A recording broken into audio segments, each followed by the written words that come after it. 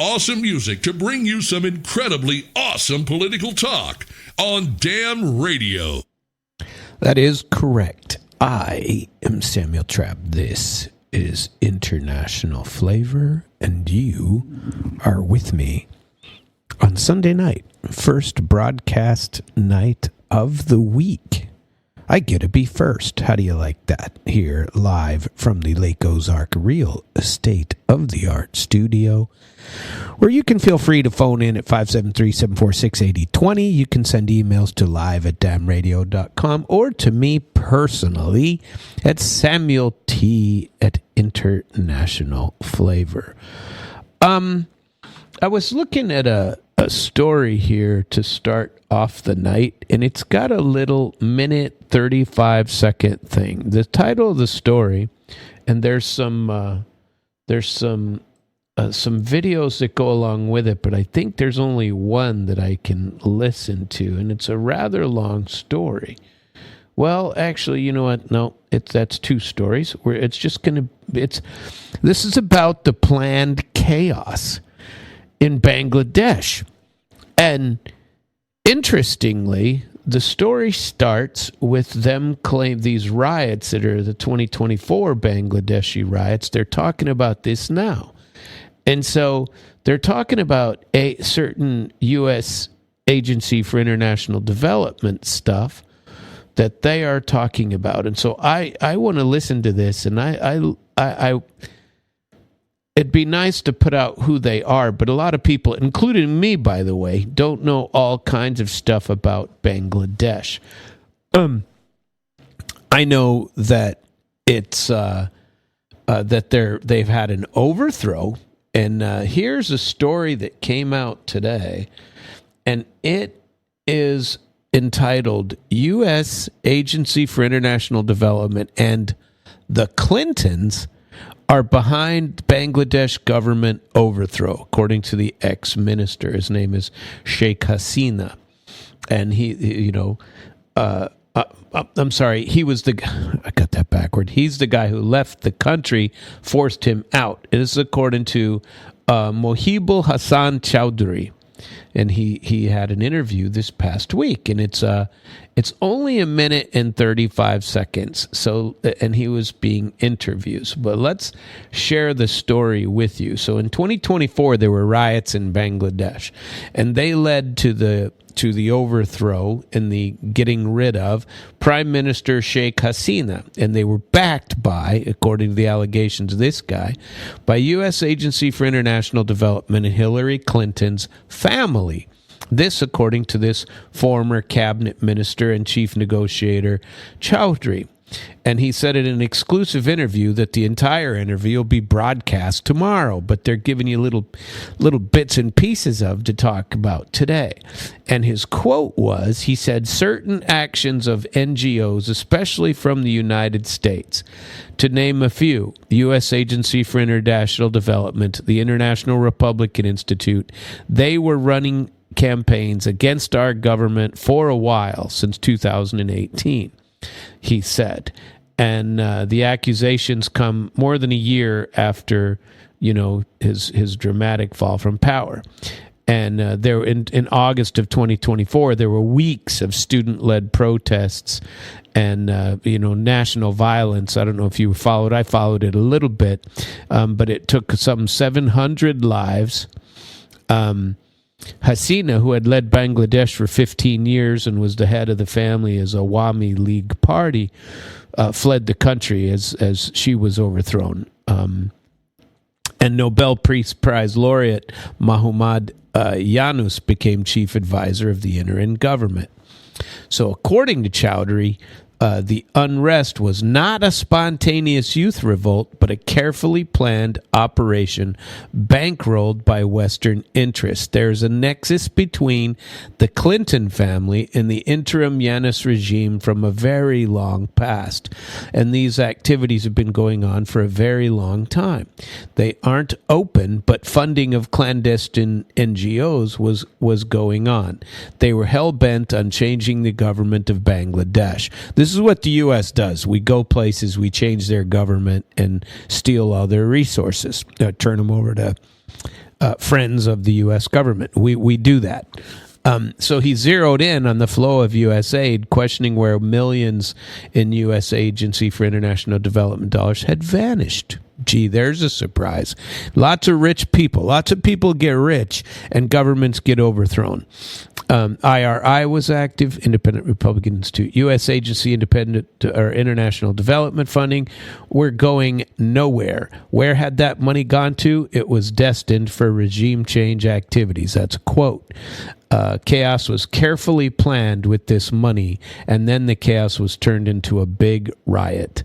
Since Yanis took over as interim leader, Dhaka has been shifting focus away from New Delhi and toward Islamabad in an effort to rebuild relations that have been strained since 1971, when East Pakistan gained independence as Bangladesh.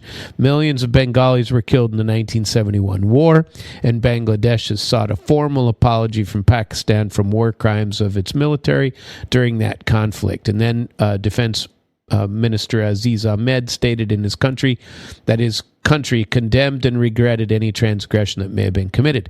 Now, I would like to listen to this little video before we go on to a separate topic. Let's see if I can get it correct here.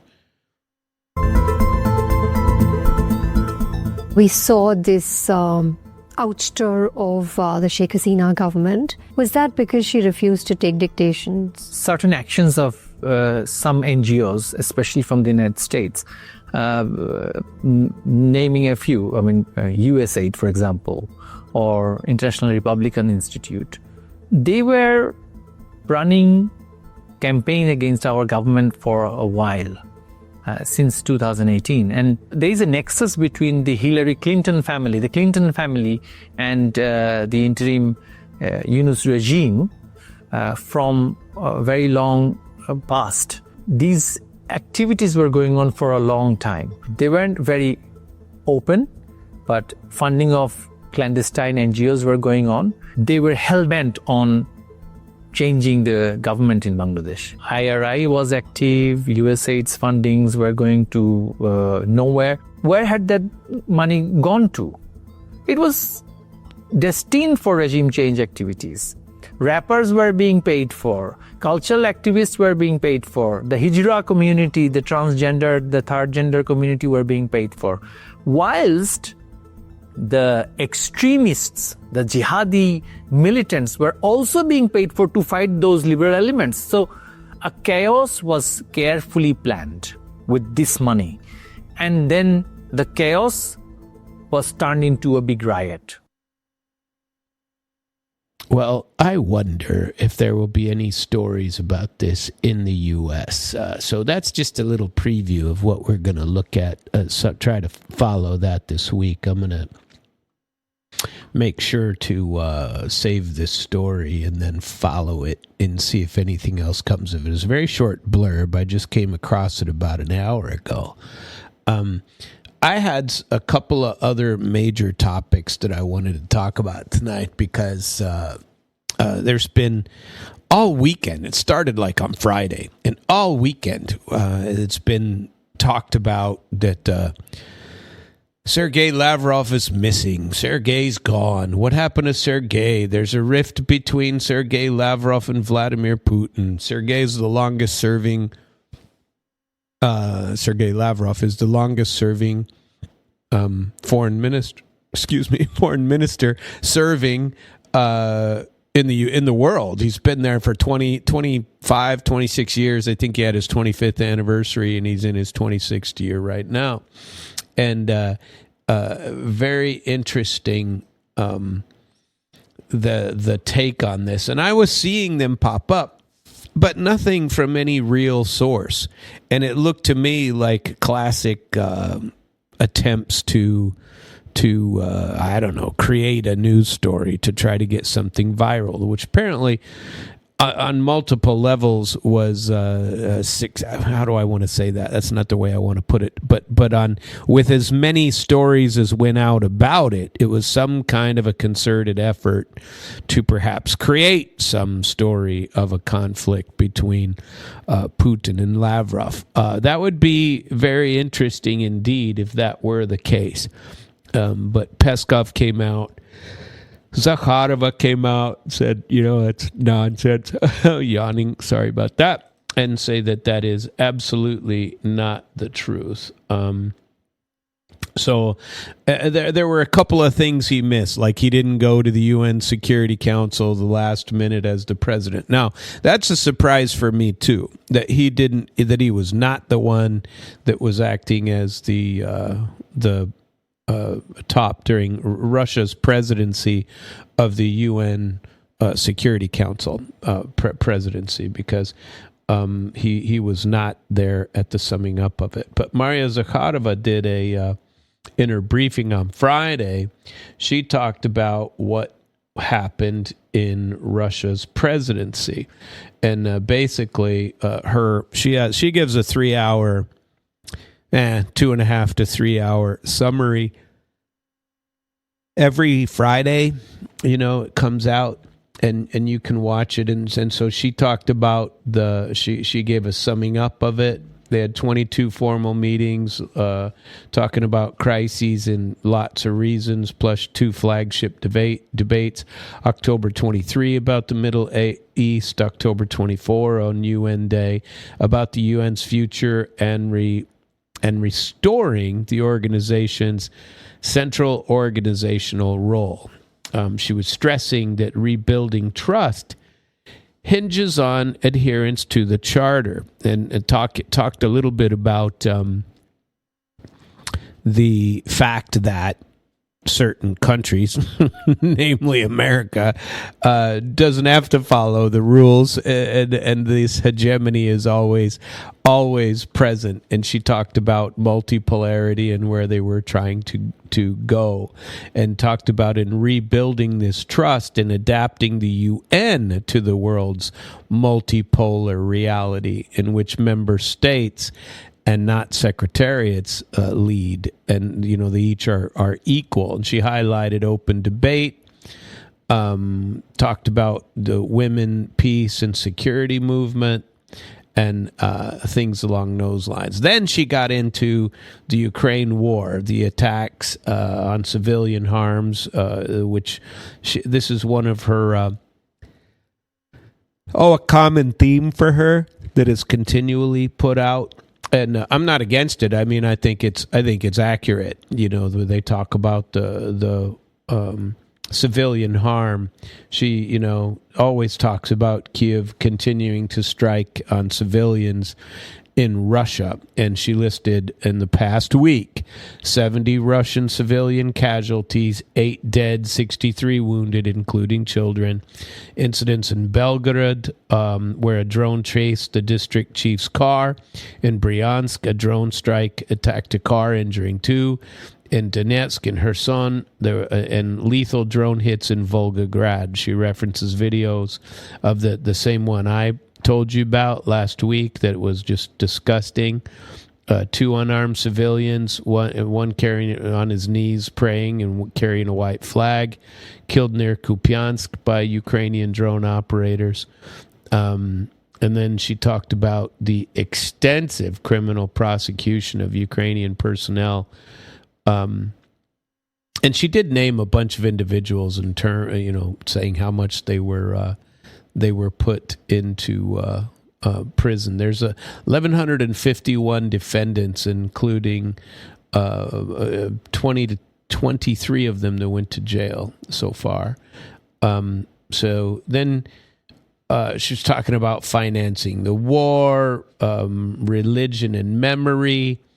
On the Ukrainian Orthodox Church, she said Kyiv is pushing liquidation and asset seizure in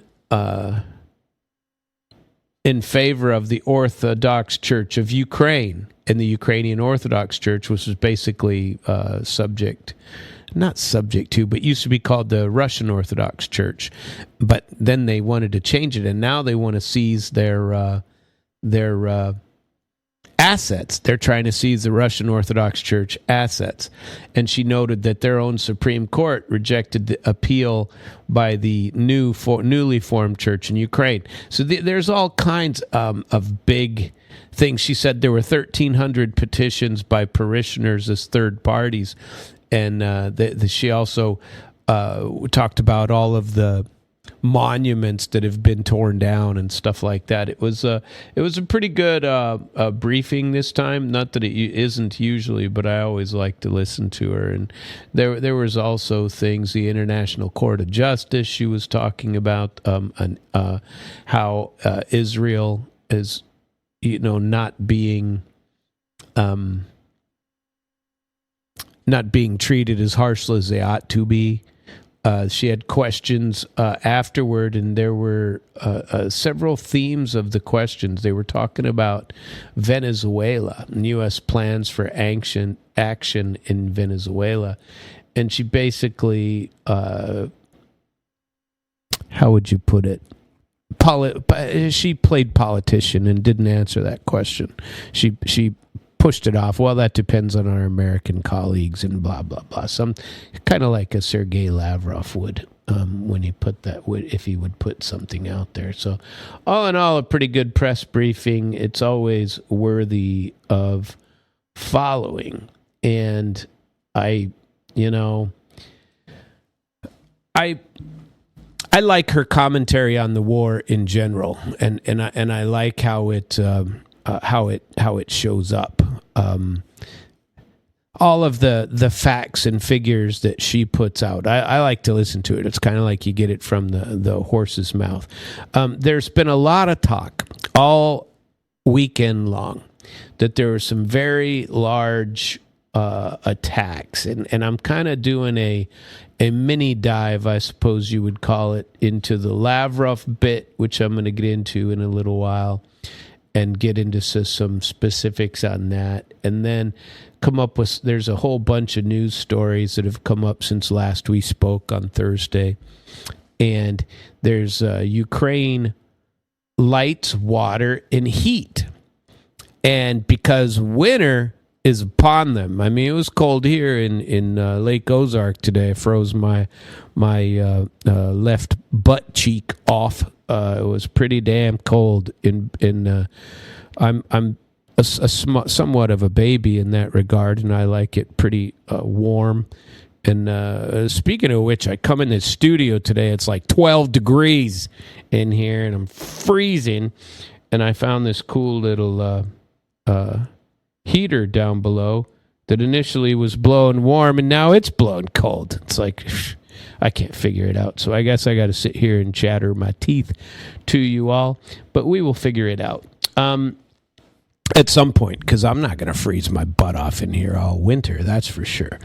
We shall see what happens. I'll have to figure out how to work this stuff. Anyway, that little sideline aside, we're going to get into Ukraine, lights, water, and heat. What's going to happen, right?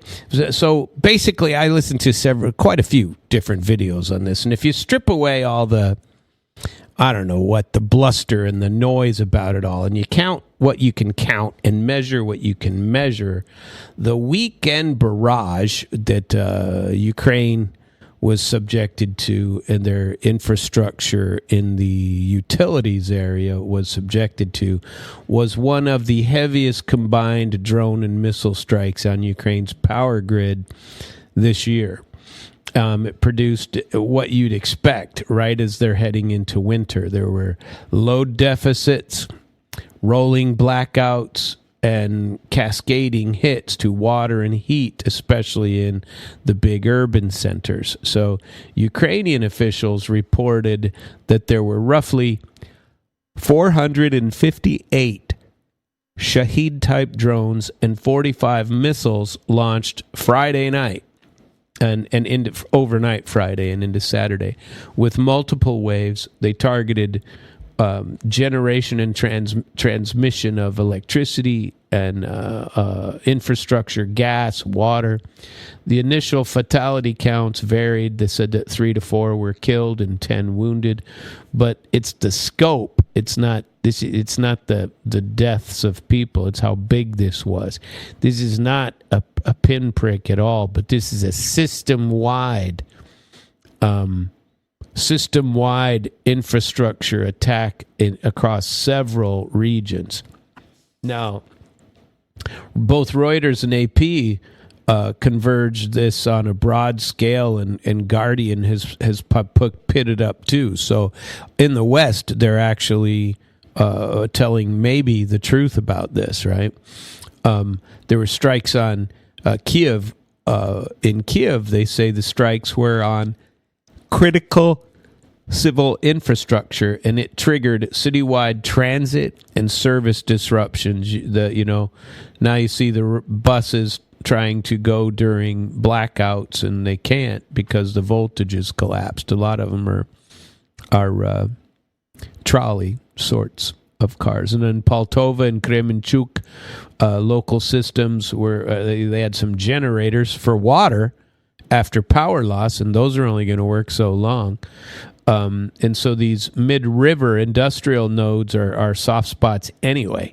If they take out a few of the substations or the thermal stations, and you have a choke of both municipal pumping and industrial draw on the facilities. And so it's going to really damage their ability to get anywhere. And in Kharkiv, it was also a really big story. Mayor Igor Terechov said that shortages first forced even power cuts to emergency systems, and that water and heat have both been unavailable, and the metro has been shut down, and the electric surface transport has been replaced by gas buses, because all of those are usually by trolley. So once again, if they've got to run buses and not trolleys, that's going to be a big deal all winter long. And so the grid is really being hit hard pre-winter. And in Dnipro and Dnipropetrovsk regions, residential casualties from drone strikes that happened, and their region-wide power restrictions and outages. And in Zaporizhia, tens of thousands lost power in earlier waves, and it's been out of rotation with brief periods of being on ever since. And this compounds what's going on over the weekend, because Russia is systematically taking it all out. So the state generator, Central Energy is what that means, called it the worst grid hit of the war, and said that production at the affected plants has dropped to zero. If a thermal unit's yard and step-up transformers are shredded, which they are, or coal logistics are interrupted, you're not going to turn that back on anytime soon. They're already cannibalizing spares, according to him, restringing lines and trucking in, the big guns and try to get it back on board. That's why outages continue to ripple for, days and weeks. So Ukrainergo moved from emergency cuts to planned hourly rolling blackouts in multiple regions. So every hour you're off for an hour, on for an hour, right? So the typical schedules published last week show that from 8 to 11 and from 1600 to 2200, the houses are without power. And industrial caps are layered on top of that. Subject to change as crews stabilize, and rolling cuts are routine and not the exception. This is according to Kyiv newspapers, and Russia says it's even worse. I don't know, but it's according to... I'll play a brief video for you from Military Summary Channel that it will get to here in just a minute. Let's see. So why is the water and heat collapsing so fast? Well, because water utilities, and I didn't know this. I learned this today reading the articles about it and watching the stories about it. Water utilities are power hogs. Now, I didn't know that. I thought that water could kind of power itself, but maybe that is a misconception. Apparently it is.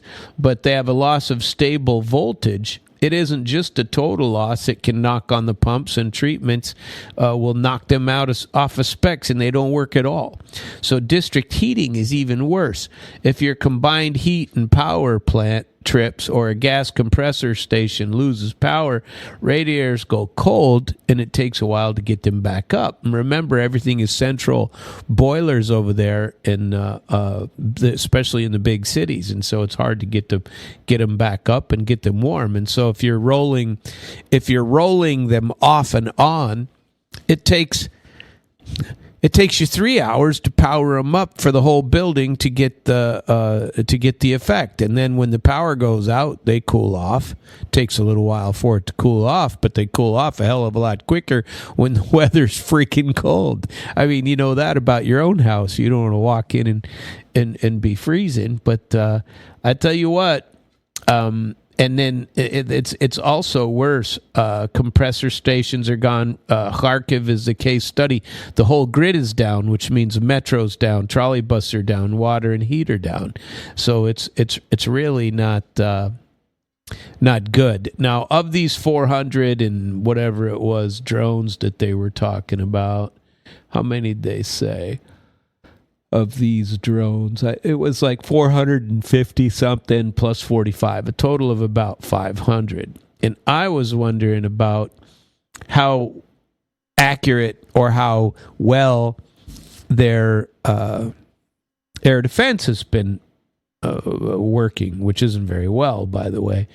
But the Ukraine's Air Force often reports very high shoot-down ratios where they say, oh, we got 95% of them, right? But this weekend, even with intercepts, there's videos of them all over, and all you got to do is get on Telegram and watch them. There are telegrams where they're showing at nighttime where the whole city of Kyiv is dark, and the videos go on for a very long time.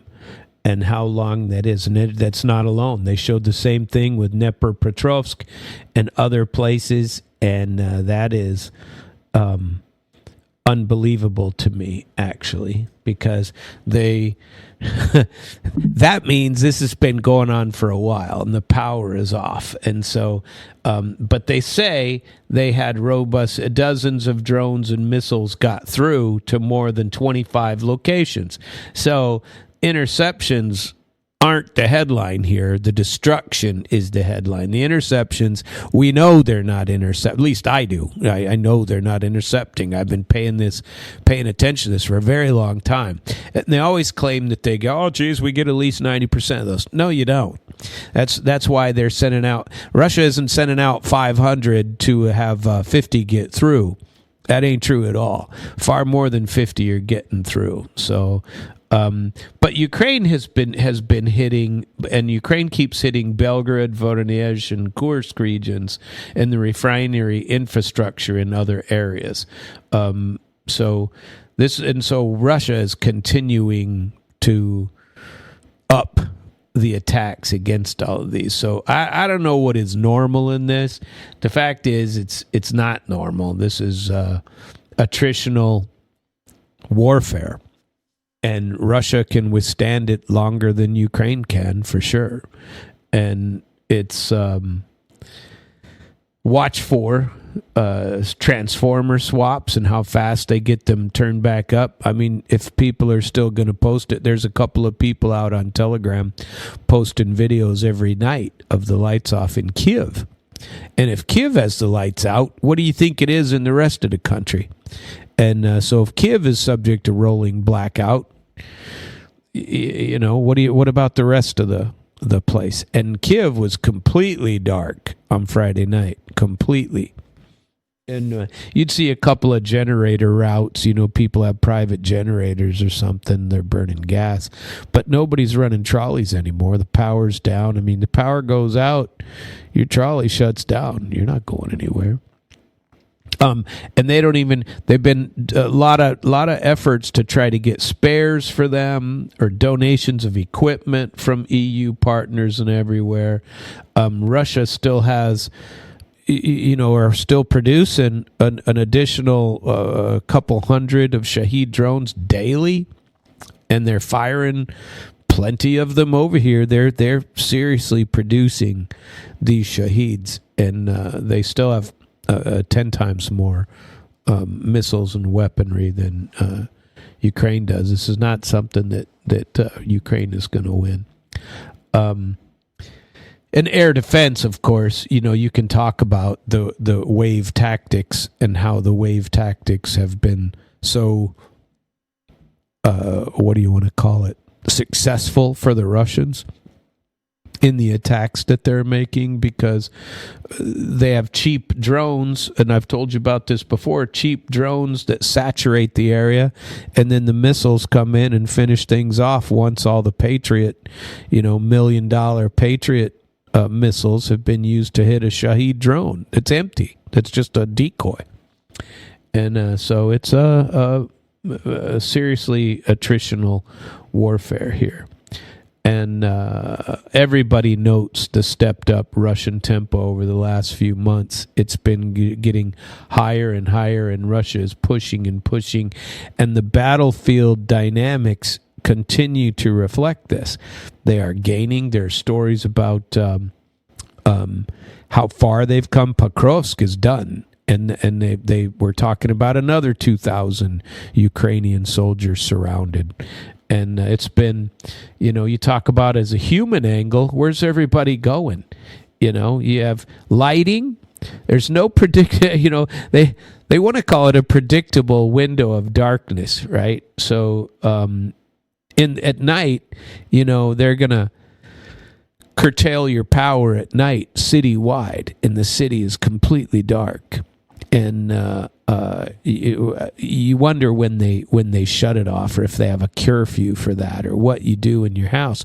So they're going to have a lot more danger, because people are going to be using candles and fire and whatever, and or maybe battery powered would be a better way. Maybe they're going to have to put it out. Water, intermittent pressure.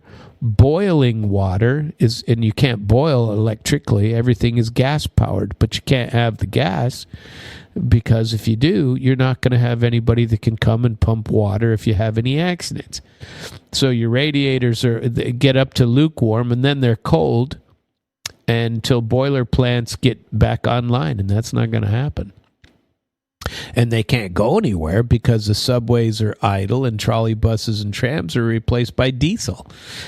And so, what did Zakharova said some things on this? She said the now standard Western aid is faltering. Ukraine is terrorizing Russian civilians and energy infrastructure, and Russia is responding to these Ukrainian attacks. And so it's their, like their own, I suppose you'd call it a permission slip for Russia destroying Ukraine's energy grid, water grid, everything. And so you have to look at it in both sides. This war sucks, and it needs to be done, because millions of people are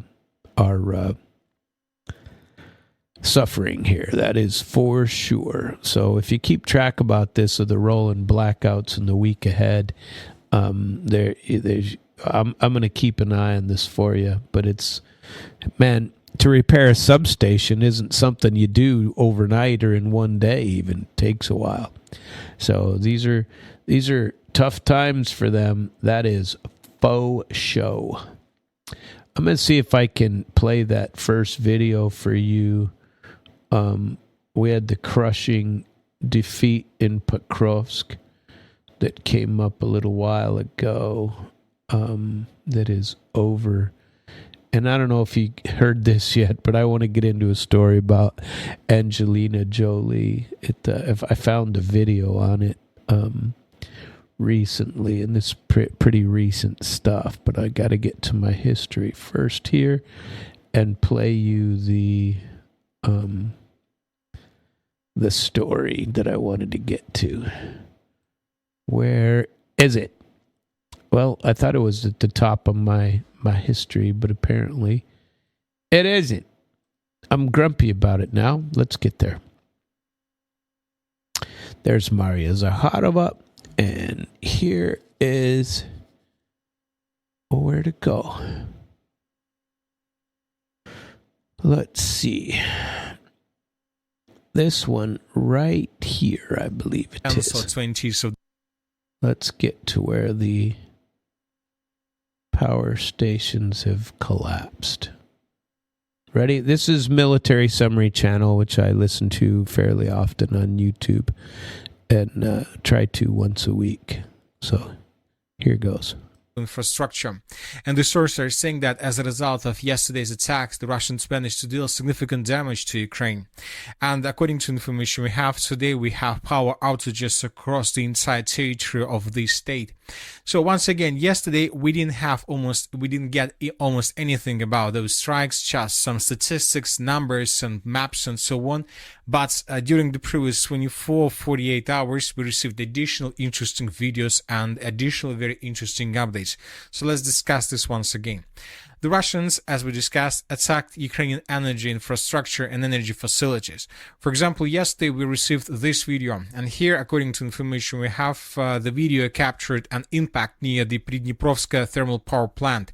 As a result of the attack, the right bank part of Dnipropetrovsk was completely without power, according to local media. In addition, water supply outages began in several areas of the city. So this is the only video that confirms that the Russians indeed attacked yesterday the power plant in the area of the city of Dnipro. Furthermore, we received this video from the territory of the settlement by the name of Slobozhanska.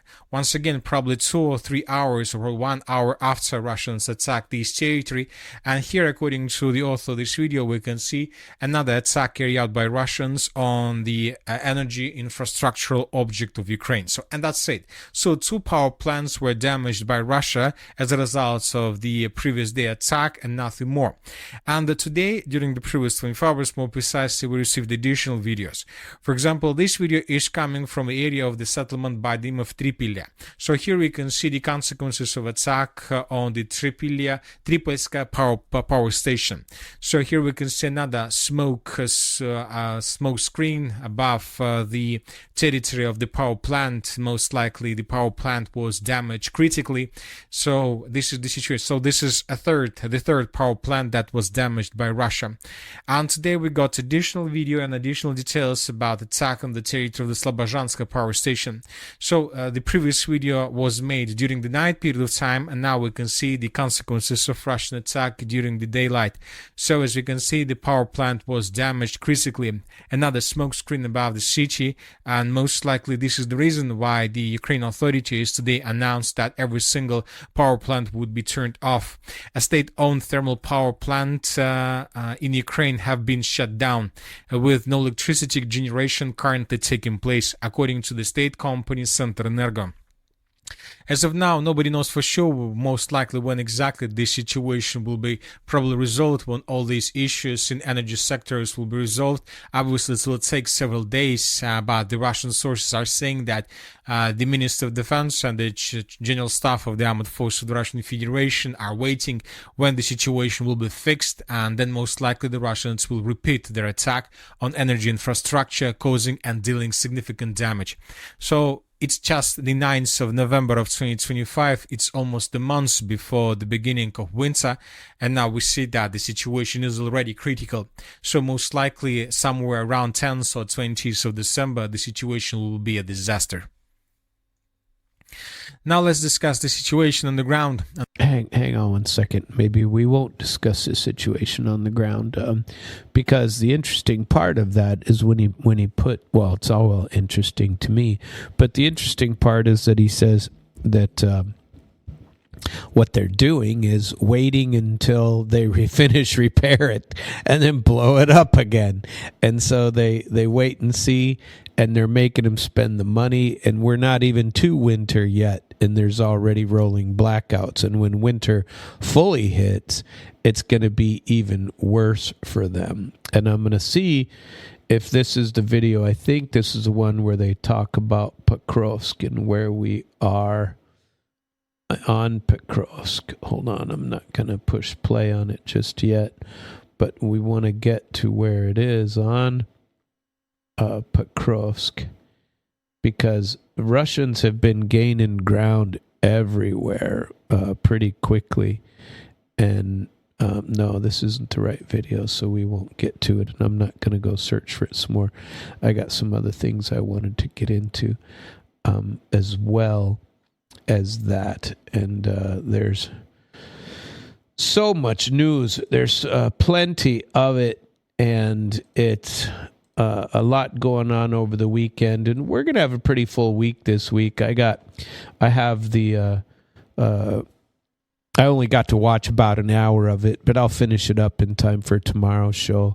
They have my Sunday night show of Vladimir Solovyov that I like to watch, and I only got to see an hour of it. But it's they're doing something and getting it out quicker than it was before, because I didn't usually get to watch it till Monday night, but now it's coming out because literally the show just was published. It goes from like 6 or 8 p.m., something like that, on Sunday nights, and it goes for 3 hours basically. And but usually I never got it till 24 hours later. Now it's coming out much quicker. I don't sleep very well, so I tend to watch a lot of this stuff. Let's see where we are, though. I wanted to get to the Lavrov thing once again, because I did find that rather comical on the Lavrov story. And it was really funny. You didn't hear a whole lot of this nonsense coming to you from real news sources. You found it from your typical, I don't know what, bloggers and stuff like that. But you didn't get it from other sources. And I like to listen to the other sources, and so it's like, I wonder if that has any real truth to it. But there's nothing about it except denials in other places. But you know what? I've just decided to change and go another direction real quick, and I'll come back to Lavrov here in just a minute, because I have two stories that I had pulled up as well about Orbán, Victor Orbán, and he stated recently, he accuses former U.S. President Biden of driving the Ukraine conflict.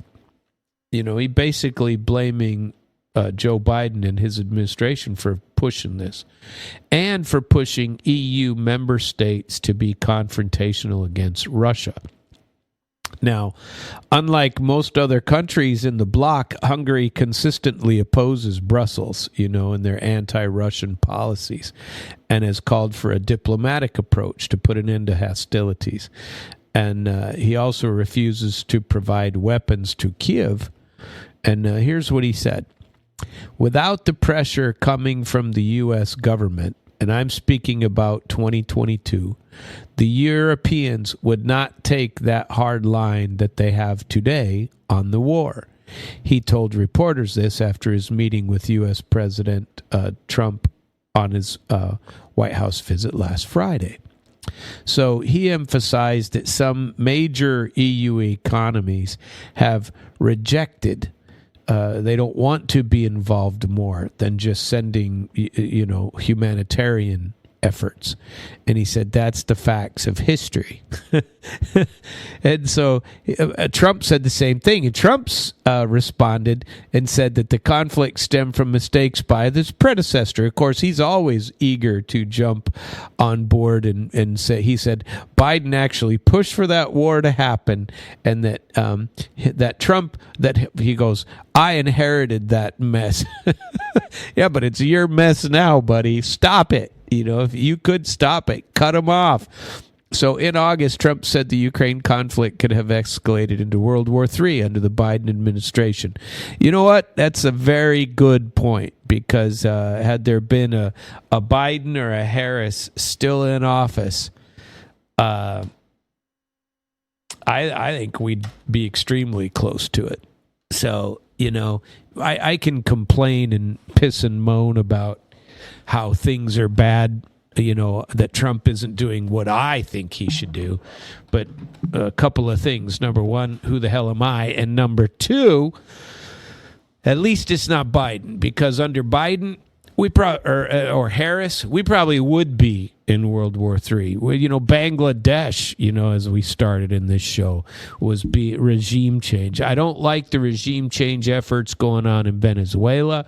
I don't like what's happening in a lot of respects. But he ain't wrong. Biden pushed for that war to happen, and Trump inherited the mess. And I think Trump is absolutely right that the Ukraine conflict would have escalated into World War III under the Biden administration. Because Biden wasn't running the show. That's pretty clear. And it was being run by people who have, nothing but more arms to push. Anyway, the president has frequently argued that global tensions peaked when, between Moscow and Washington when Biden was in charge. And he has at least reestablished high-level communication. I think it's been crap, with the back and forth, but at least there's communication. And there wasn't any for 3 years with the other a-holes. So earlier this year, President Putin's economic envoy, Kirill Dmitriev, urged the White House to reverse the policies of the previous administration and achieve global peace. Dmitriev said that Biden's mistakes need to be corrected. And I believe he's right. I think that all of this economic turmoil between America and Russia is a mistake. I've said that repeatedly. Moscow has repeatedly also stated that it's ready for peace talks if conditions on the ground are respected and root causes are addressed. I hate to pump that out one more time, but there you go. Let's see, there was one more Orbán commentary. Where'd he go? Where did he go? Orbán.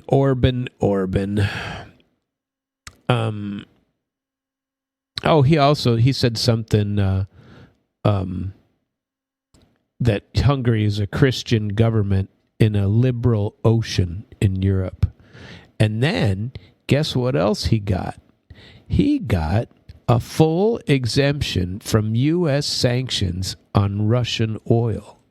So there was actually a success story, right? So this is a pretty short blurb, so we'll probably cover the whole thing. I thought there was some video I could play on it, but I can't. It's in Russian. U.S. President Trump agreed to provide Budapest with an exemption from Washington sanctions on Russian oil. This is what Victor Orbán told reporters after their meeting at the White House. The leader said that the agreement guaranteed uninterrupted and affordable energy supplies for his country, protecting its long-standing policy of utility cost reductions. His quote was, "The first and most important thing is that we manage to protect the utility cost reduction. So Hungary will continue to have the lowest energy prices in Europe." According to Orbán, Hungary received complete exemption from sanctions affecting Russian oil delivered through Turkstream and Druzhba pipelines.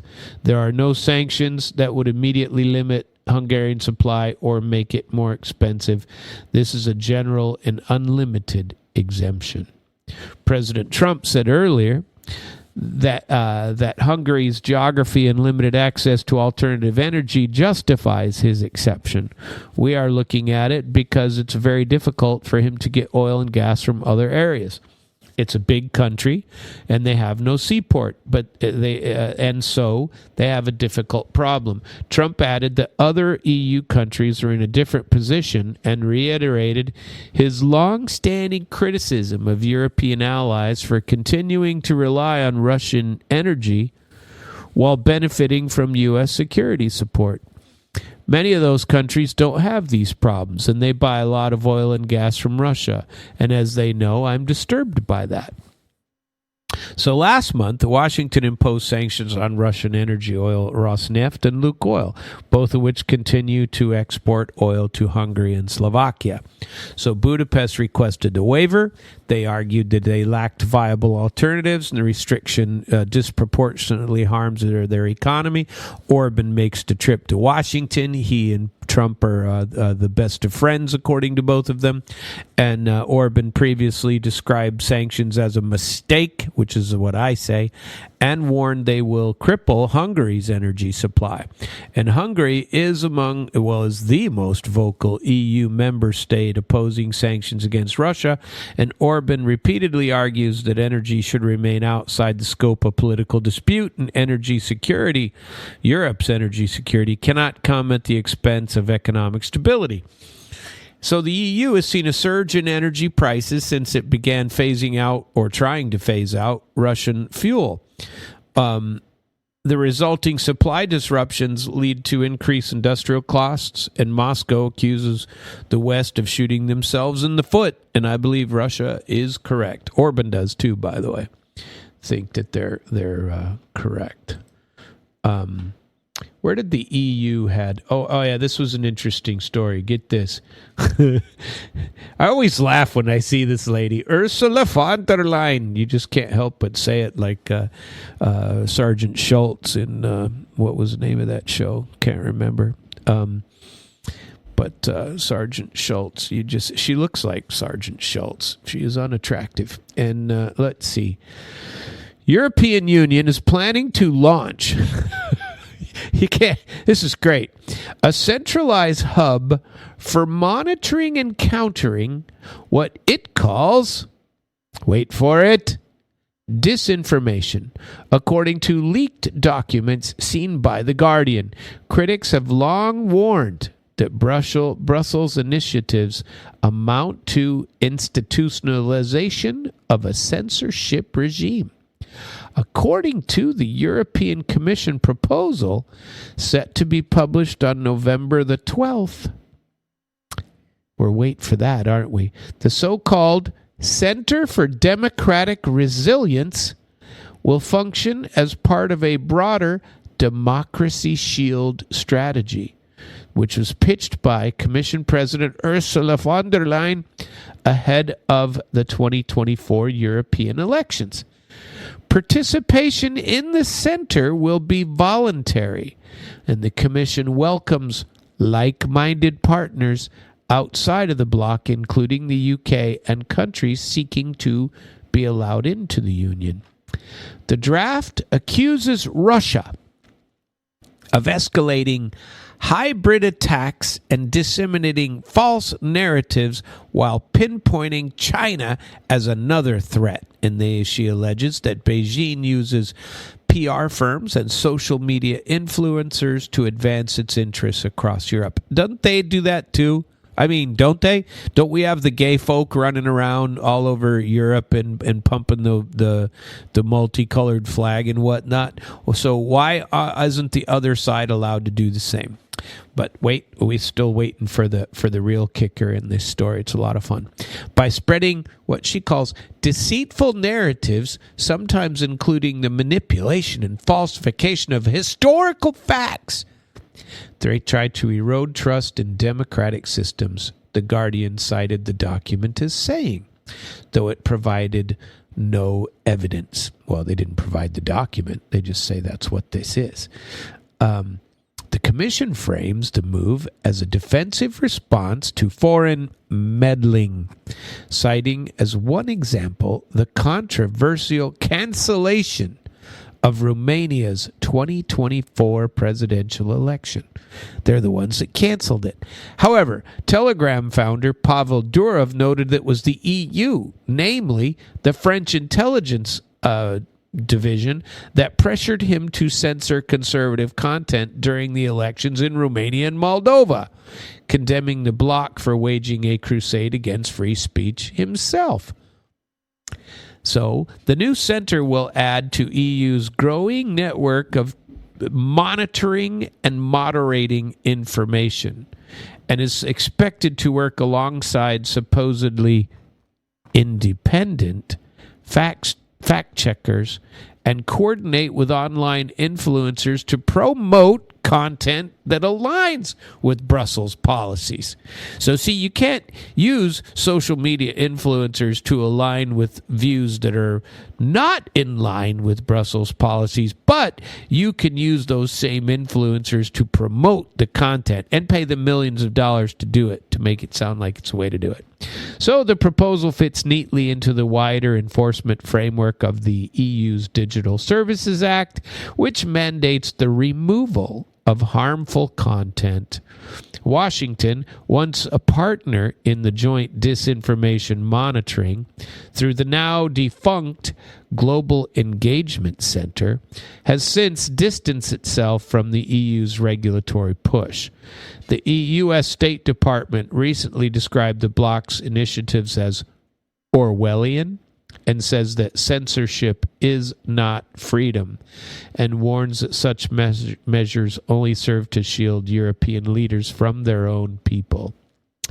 So, here's what J.D. Vance said about that. If you are running in fear of your own voters, there is nothing America can do for you.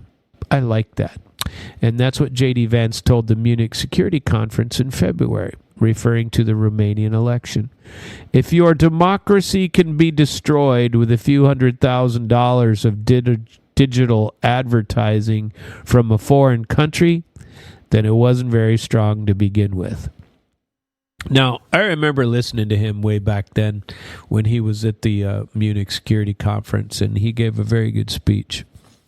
And listening to him, that was a hell of a speech on what he said.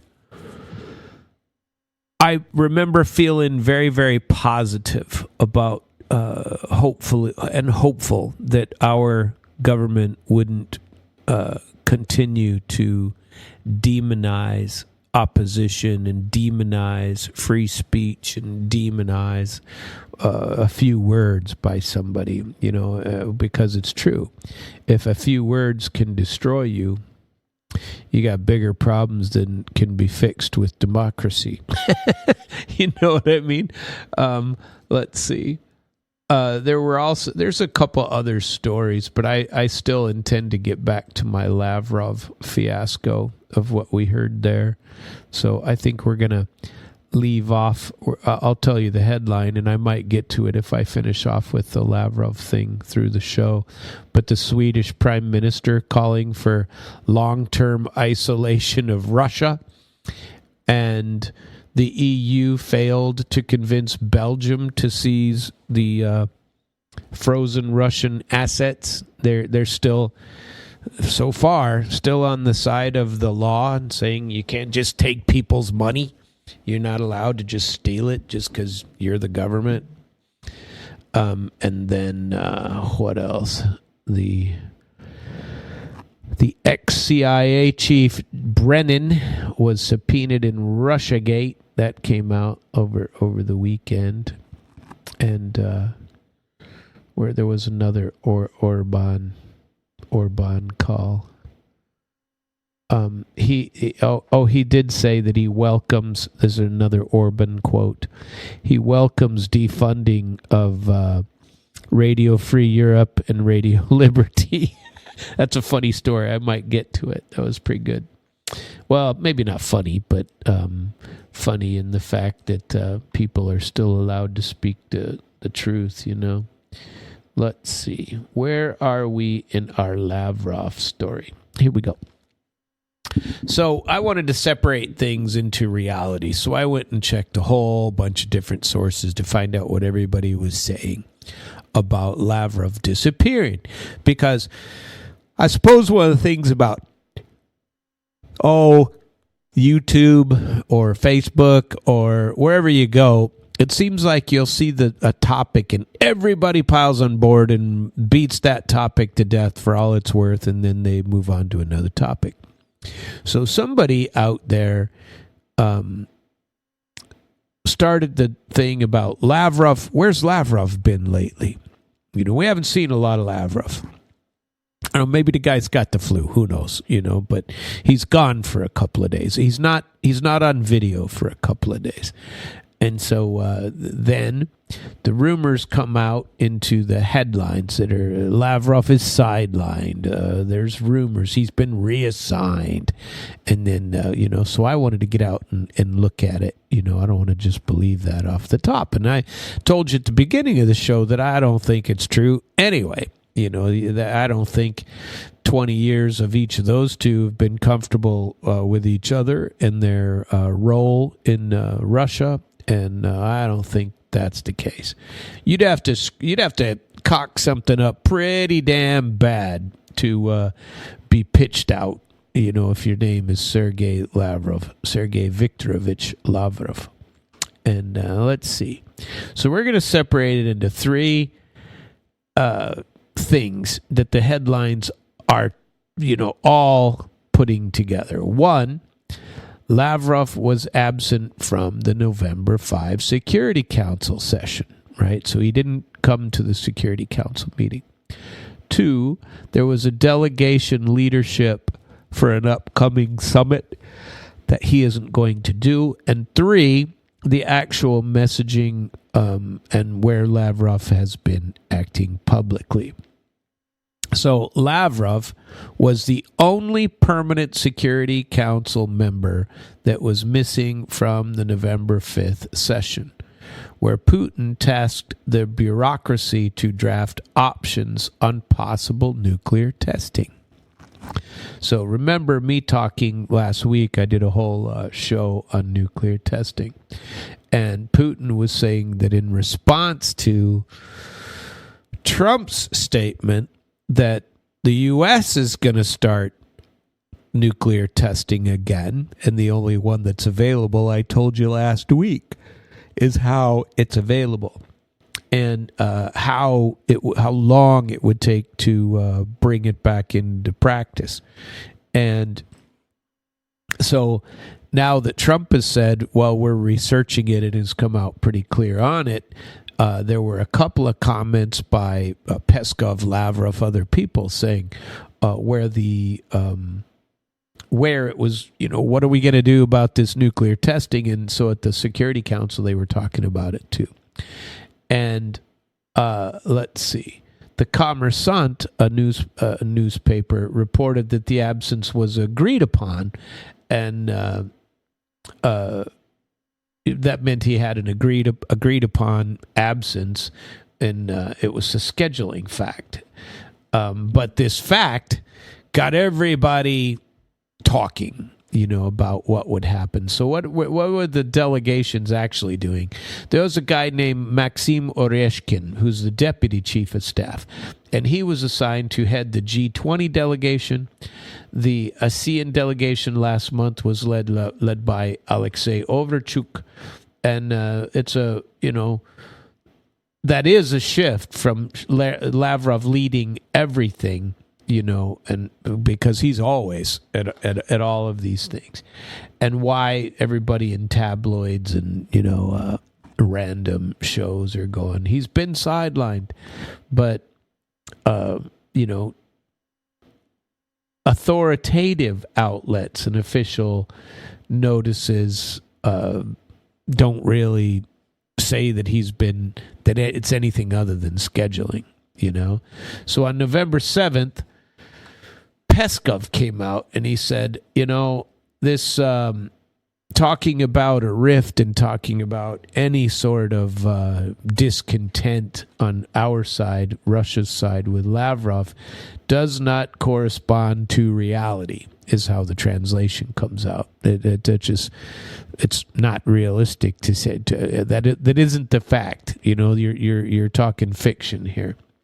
And on November 8 and 9, Lavrov, in his own interviews, which he did several, was saying that work is underway on Putin's November 5 test-related tasking. And he signaled how ready he is to meet with Marco Rubio. And the facts that we talked about last week with respect to him. So ministers that are I don't know. In my opinion, if you're claiming that they've been benched or sidelined, they don't spend the weekend on radio and TV talk shows teeing up U.S. talks and declaring that they're executing presidential assignments regarding nuclear testing. So, who pushed these stories? I wanted to get the most of it because I was looking at the headlines and then where they were from. So, British tabloids are always, right there, and then the repeater aggregators, the repeater agencies that take the stories, pick them up, and run with them again, are like The Sun, Yahoo, ET, opinion rappers, framed absence. They say absence plus delegation changes equals a purge, which isn't true. But Reuters, Moscow Times, and Kyiv Independent even said that there was a denial and that he was just a scheduling deal.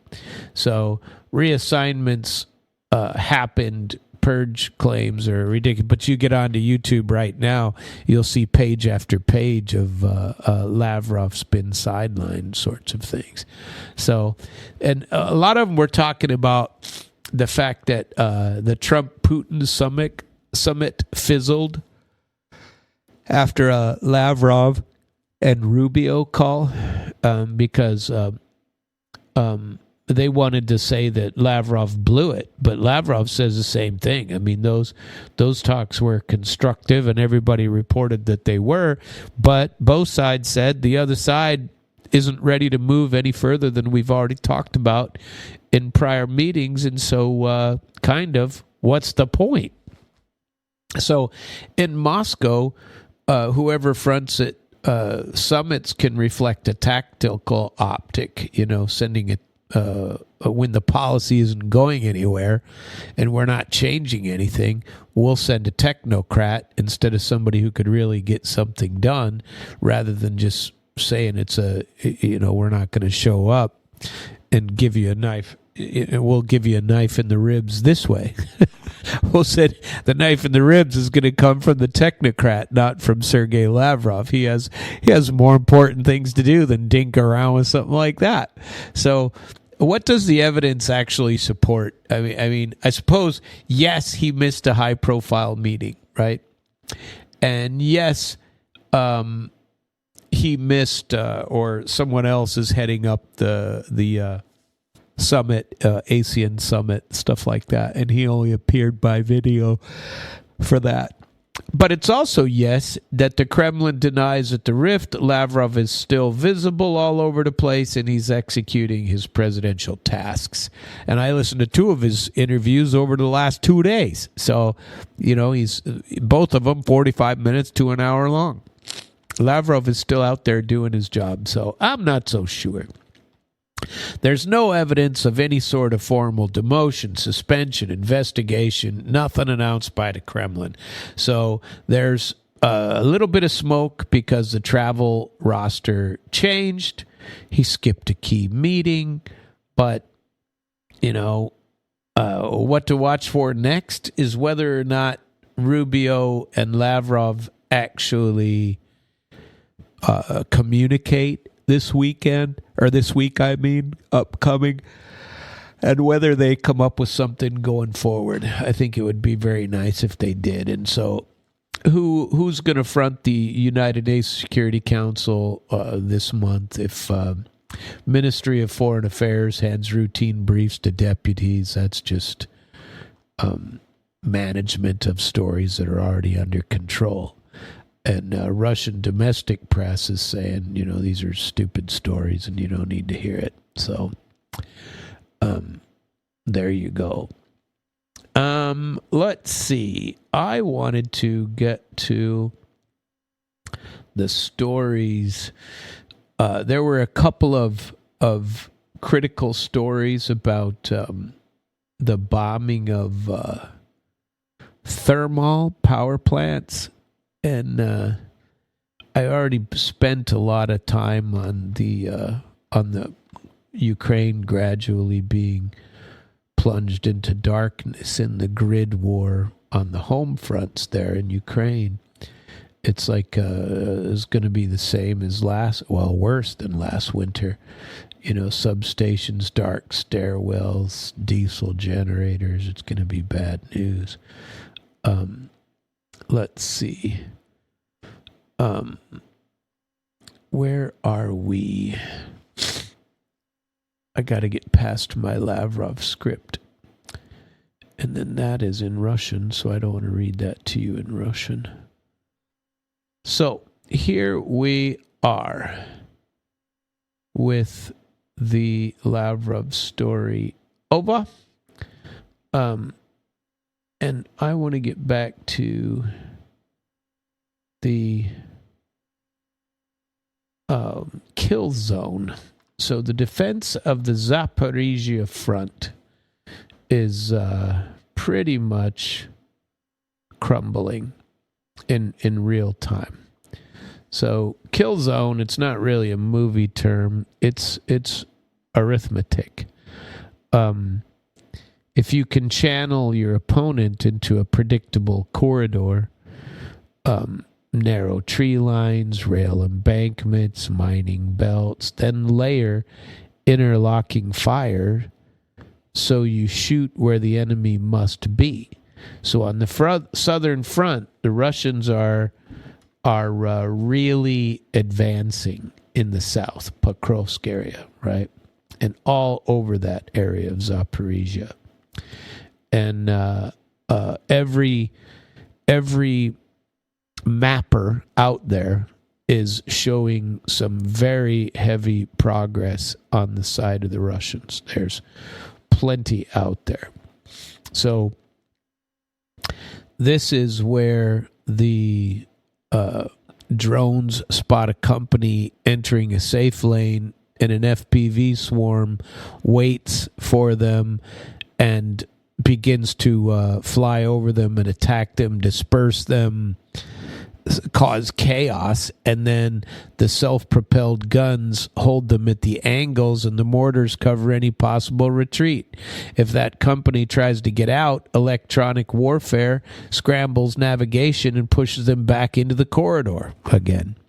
And they all get beat up again.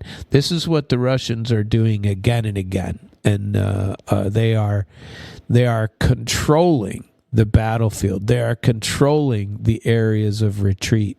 They are absolutely controlling any area of advance, with very few exceptions.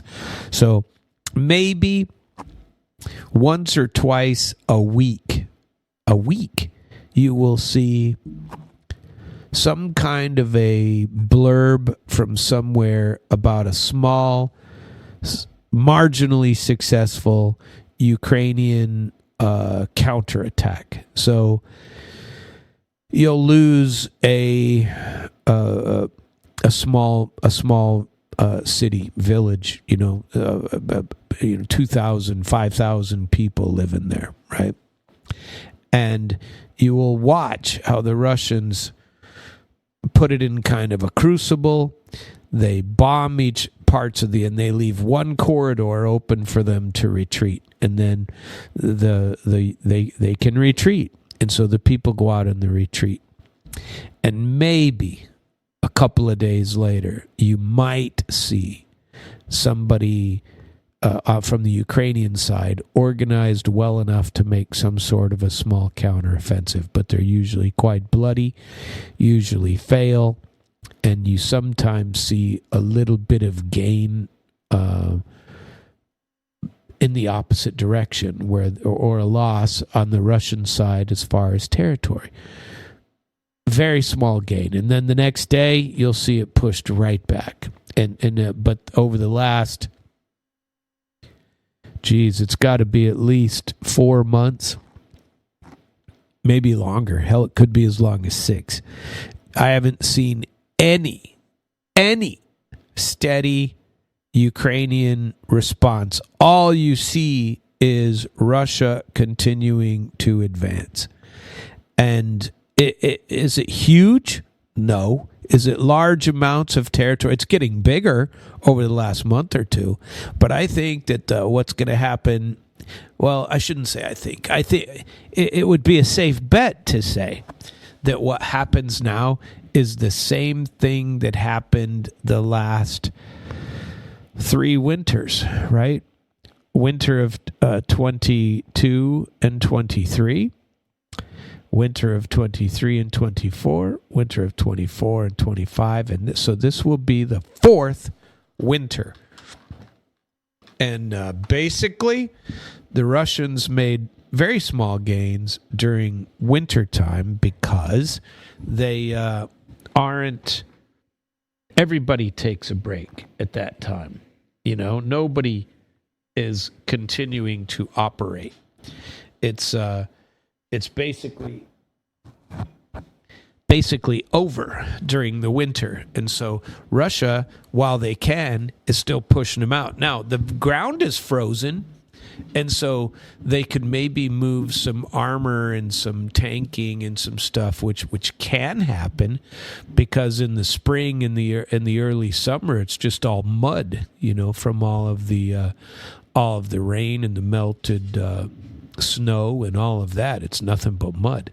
So these kill zones, especially in Zaporizhia right now, are really, the open ground and limited crossing turn maneuvers. There leaves nothing but a set of bad options. Plus, Russia's bombing all the bridges for retreating, and so the bridges disappear, and the Ukrainians don't have the engineering staff to create the rolling bridges that come along with the military, or to rebuild any of the civilian sorts of bridges without them getting blown up immediately again.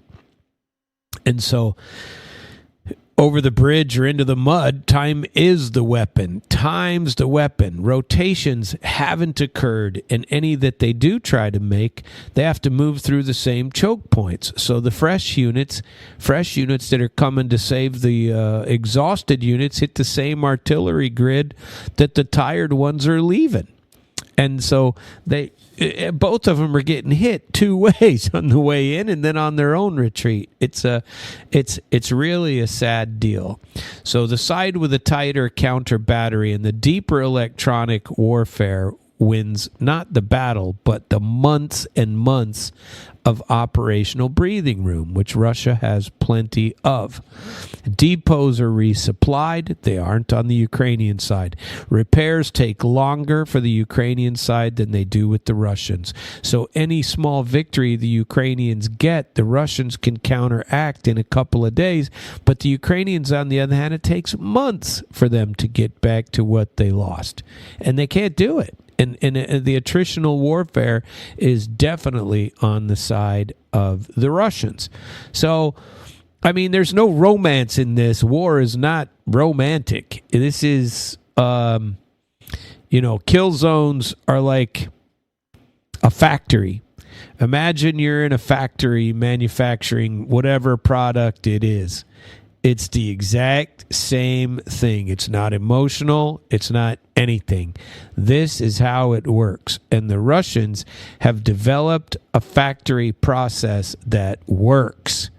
It is working. The Ukrainians, sorry, they cannot continue this. It will not change. It's not gonna change unless something very, very drastic occurs.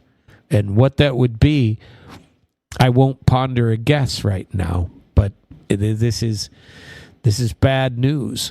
So the front is collapsing on its own because Russia has a process. When I worked in corporate America, especially on the HR side, I remember getting sent to quality school.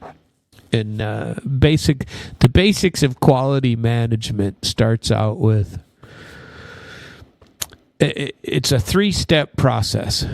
Say what you do what you say, then prove it, right? So that's the basics of all quality management right there.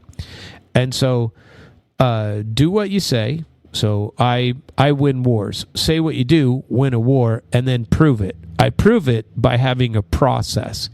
And the processes are very important. They talk about internal customers, external customers, blah, blah, blah. So your external customer, if you're the Russian army, is the people of Russia. That's an external customer, right? Your internal customer is the guy on the front line waiting for his ammunition. So the guy producing the ammunition is the ultimate supplier of the ammunition, but the guy's supplier, you break everything down to its smallest detail. Let's say that the guy on the front line needs 1,000 rounds a day.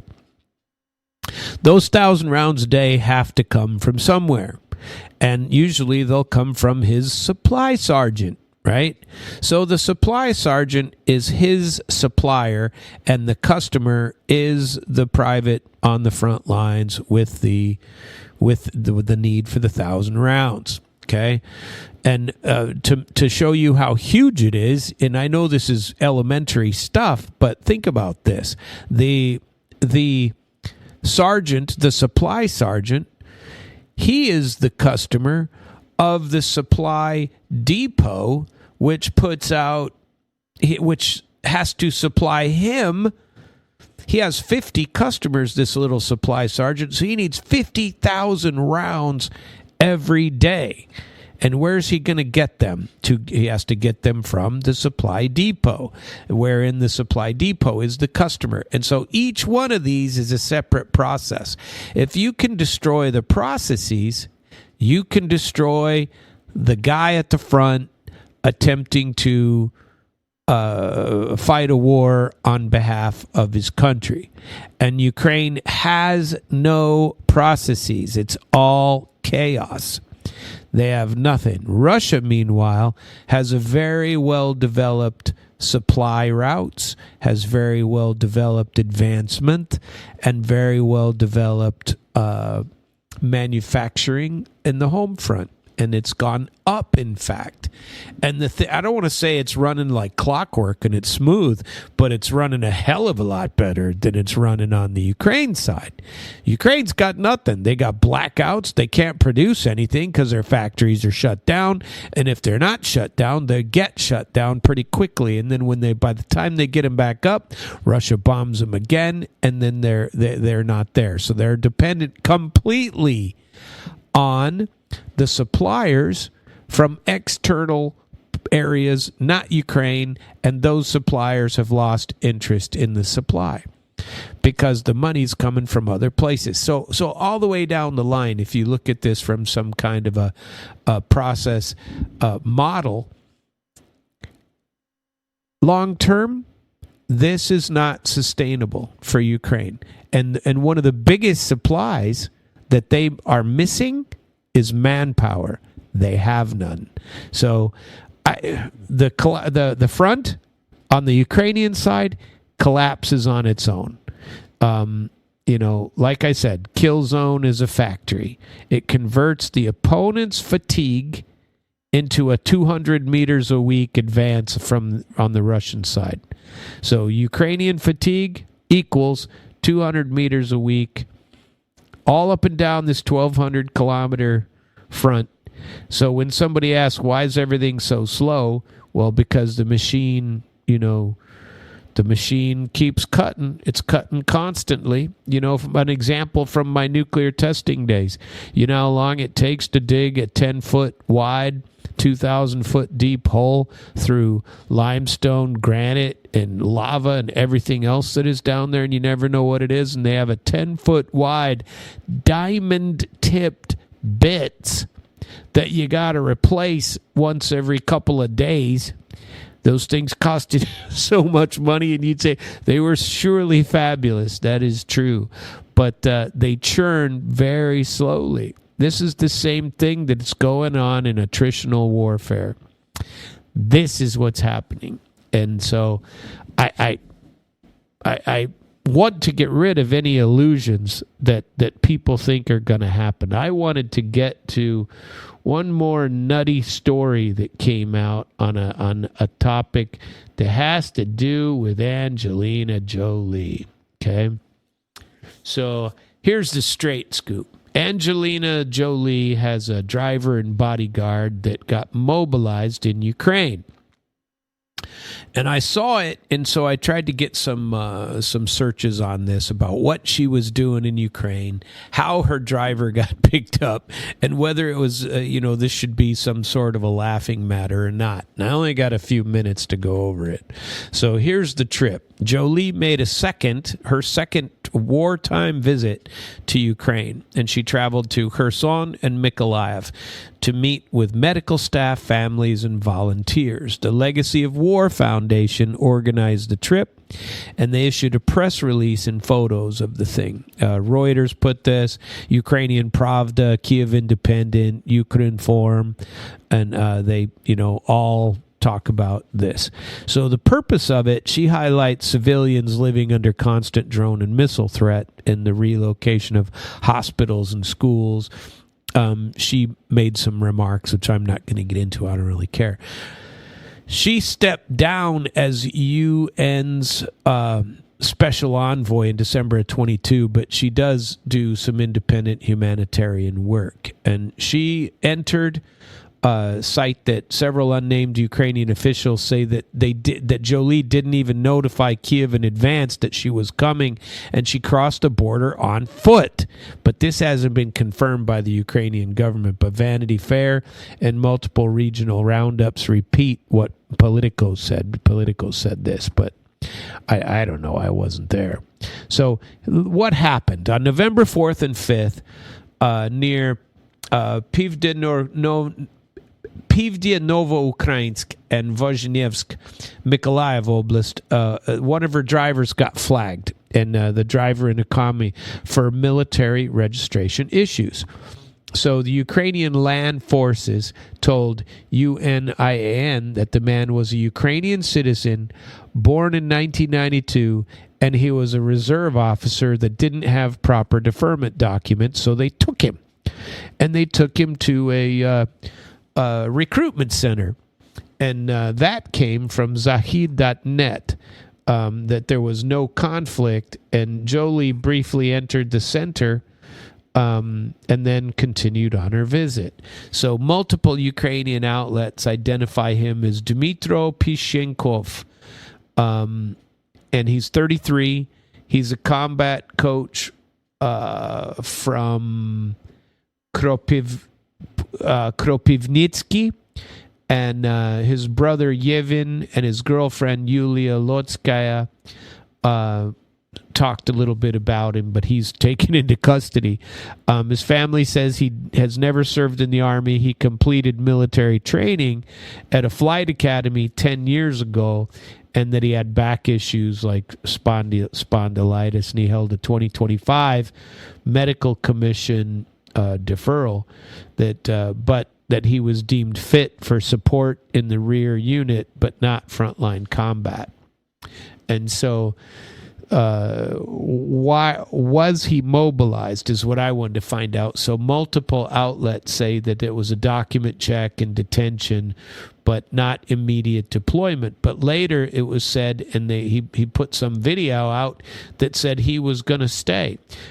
Medusa, the Independent based outside of Russia, reported that he was arrested and drafted under mobilization rules.